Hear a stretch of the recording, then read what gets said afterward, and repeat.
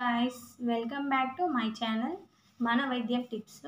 ఈరోజు నేను గురక గురించి చెప్తానండి. గురక ఎందుకు వస్తుంది, గురక ఎలాంటి ప్రాబ్లమ్స్ ఉన్న వాళ్ళకి వస్తుంది, ఎలాంటి అలవాటు ఎలాంటి జబ్బులు ఉన్న వాళ్ళకి గురక వస్తుంది, గురక వస్తే సరిగా నిద్రపోతారా లేదా, ఇలాంటి వాటి గురించి గురకకు చక్కటి మెడిసిన్ కూడా చెప్తానండి. So let's get started.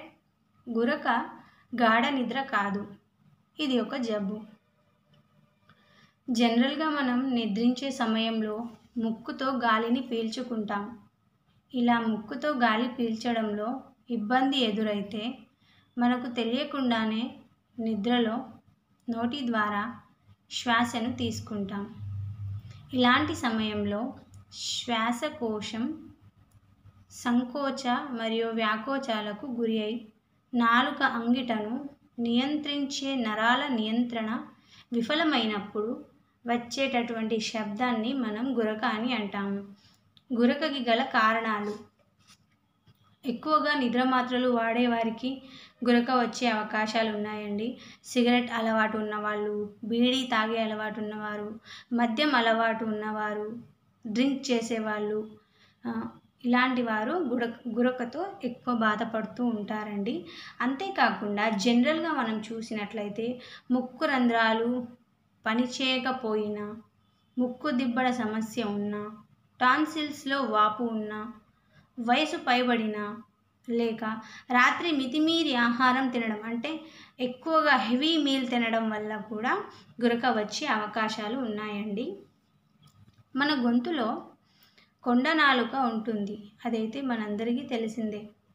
యవ్వనం అంటే యుక్త వయసులో ఉన్నప్పుడు ఒక వ్యక్తి అతని కండరాలు పటుత్వంగా ఉన్నప్పుడు ఆ కొండ నాలుక పడిపోకుండా ఉంటుంది. బట్ వయసు అయిన వారిలో అంటే ఏజ్డ్ పర్సన్స్, అధిక బరువు ఉండటం వలన, ఇంకా స్త్రీలలో హైపోథైరాయిడ్ వల్ల కండరాలు బలహీనంగా తయారవుతాయి. అలాంటప్పుడు ఆ కొండనాలుకకి పట్టు తగ్గి వెనుకకు పడిపోతూ ఉంటుంది. కొండనాలుక పడిపోయి అలా అటు ఇటు ఊగే శబ్దమే గురక అండి. దీనిని వైద్య పరిభాషలో అబ్స్ట్రాక్టివ్ స్లీప్ అప్నియా అని అంటారు. గురకని ఈ వ్యాధి పేరుతో పిలుస్తారండి. గురక లావుగా ఉన్న వారిలో వస్తే కనుక దానిని వైద్య పరిభాషలో ఓహెచ్ఎస్, ఒబెసిటీ హైపోవెంటిలేషన్ సిండ్రోమ్ అని పిలుస్తారండి.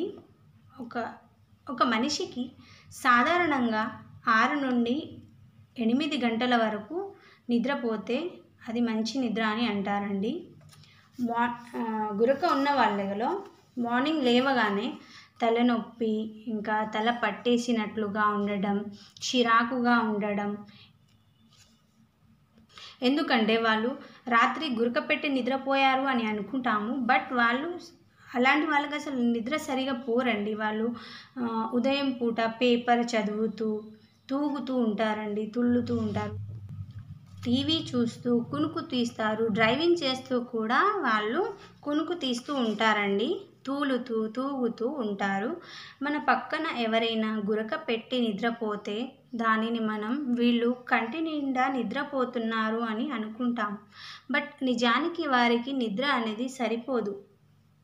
మన ప్రపంచ జనాభాలో పోలిస్తే 40% మందికి ఈ గురక సమస్య ఉందండి. చిన్న పిల్లలు కూడా గురక పెడతారు. గురక అనేది ఆ వ్యక్తి యొక్క నిద్రకి భంగం చేస్తుంది. సో ఇప్పుడు మనం గురకకి మెడిసిన్ని ఎలా ప్రిపేర్ చేసుకోవాలో చూద్దామండి. ముందుగా మనకు కావాల్సినవి, ఇది వాటర్ అండి, 1 గ్లాస్ వాటర్ 100 ml.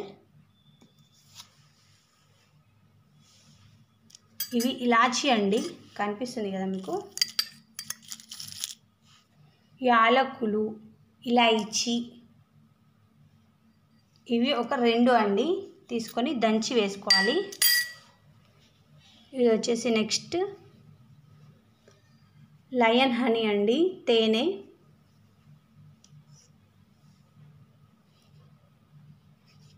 ఇది వచ్చేసి పసుపు అండి, టర్మరిక్ అని అంటారు ఇంగ్లీష్లో, కనిపిస్తుంది కదా. ఇది ఒక 1/4 స్పూన్. ఇప్పుడు మనం గురకకి మెడిసిన్ ఎలా ప్రిపేర్ చేయాలో చూద్దామండి. సో ముందుగా ఒక బౌల్ తీసుకోవాలండి. అందులో 100 ml వాటర్ వేసుకోవాలన్నమాట.